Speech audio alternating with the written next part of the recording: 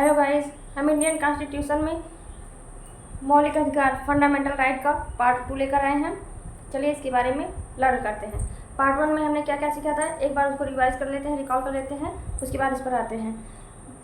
मौलिक अधिकार fundamental right, यह संविधान के भाग 3 में इसका वर्णन किया गया है। अनुच्छेद 12 से 35 तक मौलिक अधिकार को अमेरिका के संविधान से लिया गया है।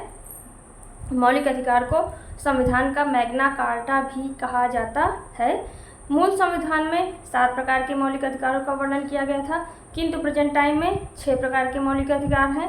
संपत्ति के अधिकार को एक मौलिक अधिकार के रूप में समाप्त कर दिया गया 44वें संविधान संशोधन 1978 के द्वारा। संपत्ति का अधिकार प्रेजेंट टाइम में एक विधिक अधिकार या कानूनी अधिकार में शामिल कर दिया गया है, अनुच्छेद 300A या 300 का के तहत। ठीक है, वर्तमान समय में कुल 6 प्रकार के मौलिक अधिकार हैं।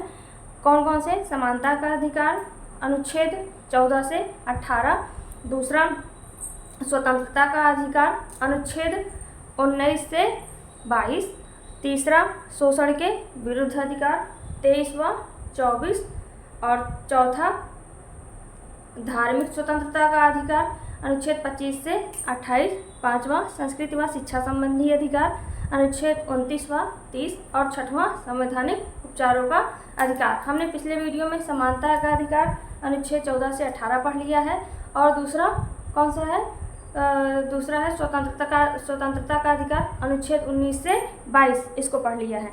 अब हम इसमें नेक्स्ट वीडियो में पढ़ेंगे तीसरा शोषण के विरुद्ध अधिकार अनुच्छेद 23 व 24। पिछले वीडियो में जो हमने अनुच्छेद पढ़ा है उसमें अनुच्छेद 17 अस्पृश्यता का निषेध, अनुच्छेद 16 लोक सेवा में अवसरों की समानता या लोक नियोजन में अवसर की समानता या सरकारी नौकरी में अवसर की समानता, अनुच्छेद 16, और अनुच्छेद 14 विधि के समक्ष समानता, और अनुच्छेद 21 के का शिक्षा का अधिकार।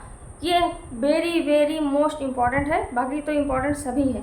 ठीक है, चलिए आगे बढ़ते हैं, एक बार उसको आप लोग जरूर देख लीजिएगा। तीसरा शोषण के विरुद्ध अधिकार अनुच्छेद 23 से 24। इसमें क्या कहता है? अनुच्छेद 23 मानव के दुर्व्यापार और बंधुआ मजदूरी पर प्रतिबंध। अनुच्छेद 23 कहता है कि शोषण के विरुद्ध अधिकार, इसका नाम ही है। तो अनुच्छेद 23 कहता है कि मानव को खरीदा या बेचा नहीं जाएगा, दुर्व्यापार और उसे दुर्व्यवहार नहीं किया जाएगा, और बंधुआ मजदूरी पर भी प्रतिबंध लगाया जाएगा। आगे अनुच्छेद 24 कहता है कि जो 14 वर्ष से कम आयु के बच्चे हैं उनको कारखानों में व जोखिम भरे कार्यों पर नहीं रखा जाएगा। ये अनुच्छेद 24 कहता है, ये भी वेरी इंपॉर्टेंट है। ठीक है, ये आगे देखते हैं धार्मिक स्वतंत्रता का अधिकार अनुच्छेद 25 से 28। ये क्या कहता है? अनुच्छेद 25 अंतःकरण की, धार्मिक रीति रिवाज मानने की और धर्म का प्रचार प्रसार करने की स्वतंत्रता होगी। अनुच्छेद 26 कहता है धार्मिक कार्यों की प्रबंध करने या न करने की स्वतंत्रता होगी। अनुच्छेद 27 धार्मिक कार्यों के लिए कर देने या न देने की स्वतंत्रता होगी, अर्थात टैक्स फ्री रहेगा ये। और अनुच्छेद 28 शिक्षण संस्थाओं में धार्मिक शिक्षा देने या न देने की स्वतंत्रता। मतलब अनुच्छेद 28 कहता है कि जैसे सरकारी शिक्षण संस्थाएं हैं वहाँ पे हम ऐसे नहीं पढ़ा सकते ना कि गा से गणेश, ये मुस्लिम संप्रदाय के विरुद्ध हो जाएगा। तो मतलब वहाँ पे गा से गमला ही पढ़ाया जाता है, इसीलिए धार्मिक शिक्षण संस्थाओं में धार्मिक शिक्षा देने या न देने की स्वतंत्रता। आगे संस्कृति व शिक्षा संबंधी अधिकार, 5वां अधिकार संस्कृति व शिक्षा संबंधी अधिकार अनुच्छेद 29 व 30। अल्पसंख्यक वर्गों के हितों का संरक्षण। अल्पसंख्यक वर्ग मतलब ऐसे वर्ग, ऐसे समुदाय जिनकी संख्या कम है। ठीक है, वो अनुच्छेद 30 क्या कहता है? अल्पसंख्यक वर्गों को अपने शिक्षण संस्थाओं की स्थापना और प्रशासन करने का अधिकार, जैसे वो संस्कृत महाविद्यालय हो गया और मदरसा हो गया।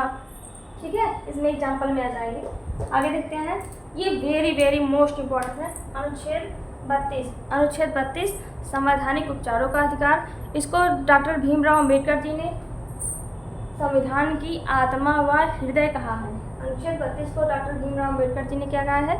संविधान की आत्मा व हृदय की संज्ञा दी है। याद रखना अनुच्छेद 32 को सुप्रीम कोर्ट जो सर्वोच्च न्यायालय है, सर्वोच्च न्यायालय को इन अधिकारों का संरक्षण प्रदान किया गया है। मतलब कि जैसे नागरिकों के अगर मौलिक अधिकारों का हनन किया जा रहा है तो हम सुप्रीम कोर्ट जा सकते हैं, जिससे हमारे अधिकारों का कोई भी हनन ना करे। ठीक है, सुप्रीम कोर्ट मूल अधिकारों को संरक्षित करने के लिए 5 प्रकार की रिट जारी करता है। आइए देख लेते हैं कौन कौन से रिट है, वेरी इंपॉर्टेंट है ये। पहला बंदी प्रत्यक्षीकरण, हैबियस कार्पस। बंदी प्रत्यक्षीकरण क्या है? जैसे अगर किसी व्यक्ति को बंदी बनाया गया है तो उसको 24 घंटे के अंदर अंदर सशरीर, मतलब शरीर को प्रस्तुत करना, शरीर के साथ सशरीर उसको न्यायालय में प्रस्तुत किया जाना चाहिए। अगर कोई किसी व्यक्ति को बंदी बनाया गया तो उसे प्रत्यक्ष मतलब प्रस्तुत किया जाना चाहिए। आगे दूसरा परमादेश मैंडामस। जब कोई सरकारी अधिकारी अपने सार्वजनिक कर्तव्य का निर्वाह न कर रहा हो तब इसके खिलाफ एक्शन लिया जा सकता है परमादेश के तहत।